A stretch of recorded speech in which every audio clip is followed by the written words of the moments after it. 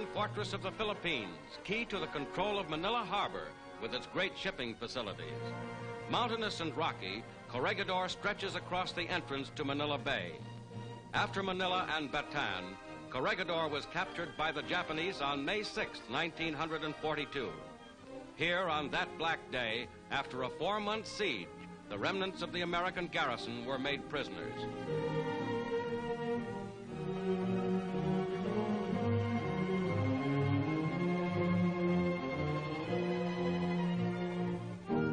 Lieutenant General Jonathan Wainwright was forced to give his last reluctant command, surrender.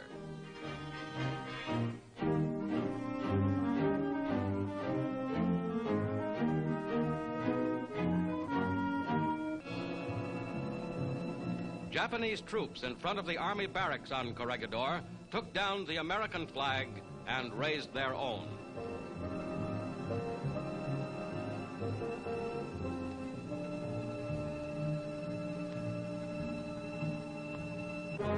But now, 2 years and 10 months later, nearing the end of an 8,000-mile round trip, American paratroops on nearby Mindoro Island prepare for the recapture of Corregidor.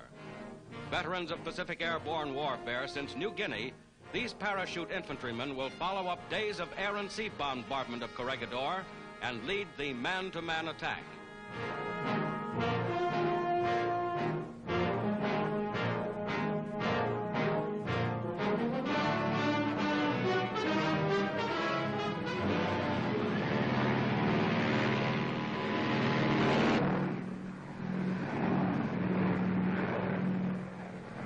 The parachutist's objective on Corregidor is a small, flat area which was once a drill ground, a difficult target which must not be missed.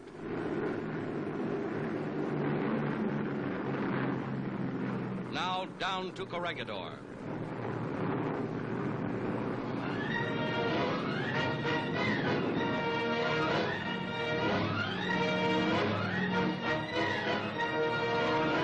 The barracks are visible as still more troops jump on the island's western end. Jump in teams of 10, one team at a time, for almost 2 hours.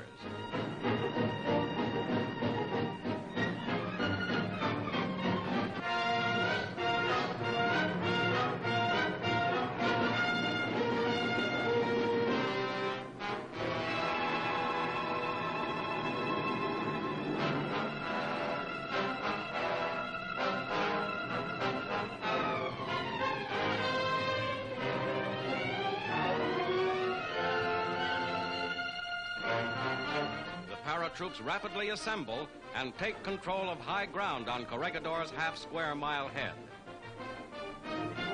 Now the Navy moves in.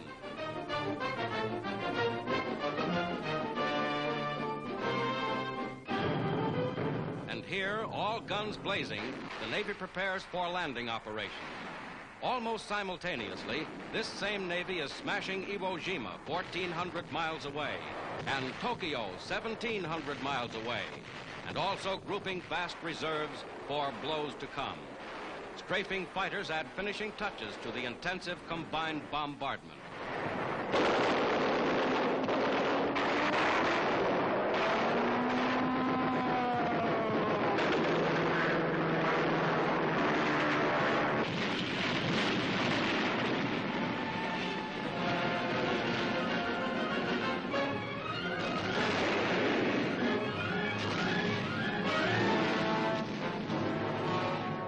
Landing barges carrying United States 8th Army infantrymen head for the strip of shore at San Jose.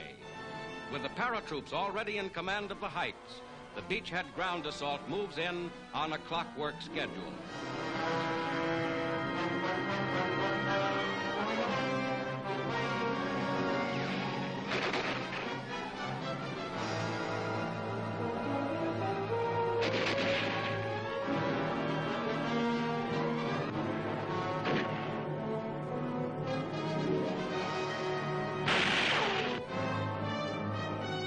From their newly raised flag, the infantry push toward a junction with the parachutists above them.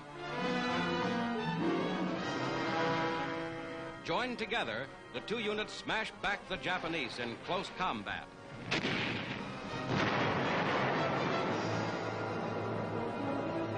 Corregidor is retaken. Manila Bay is reopened to United Nations shipping.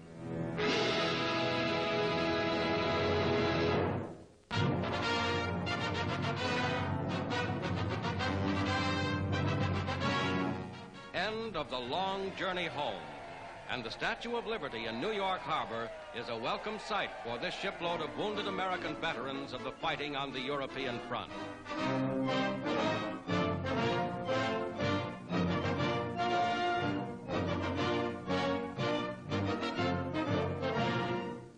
It's good to be back.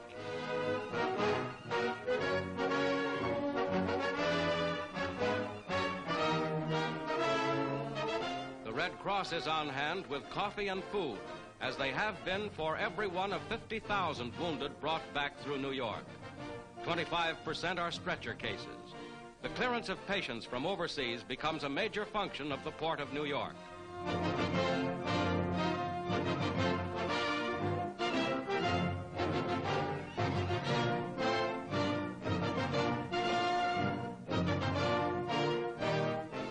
Steaks and fresh milk at Camp Shanks Hospital nearby.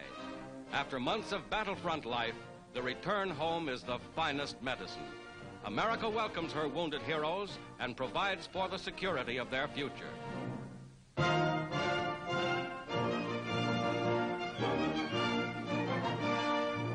In Washington, as Undersecretary of State Grube presides, Mr. Orhan H. Erol, Chargé d'Affaires ad interim of Turkey, signs the Pact of the United Nations in behalf of the Turkish government. The Honorable Mahmoud Hassan, Egyptian minister, also signs the pact as representative of the government of Egypt.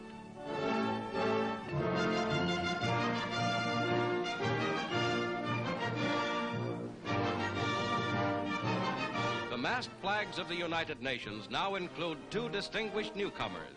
The common front against the enemy is strengthened.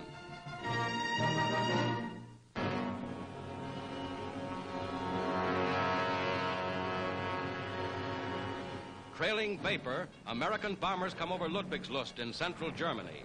The aerial phase of the Western Front offensive amounts to full fury in an unprecedented single day of devastating attacks aimed at the entire Nazi transport system.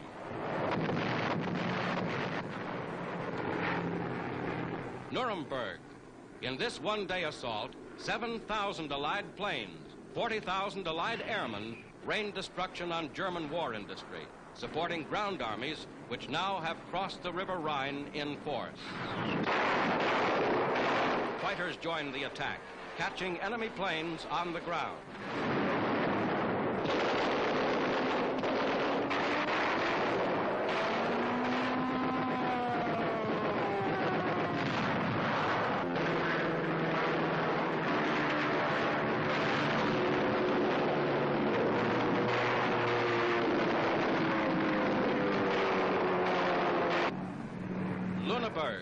Low-level attack on marshalling yards. Striking almost every important German rail junction, this is the greatest Allied air offensive since the landings in Normandy.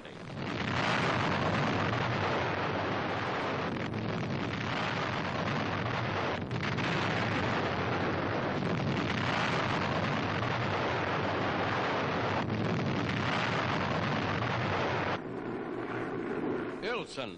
Here, as nearly everywhere in Germany, military transport is crippled by tons of high explosives, delaying enemy counterattacks on the American bridgehead east of the Rhine.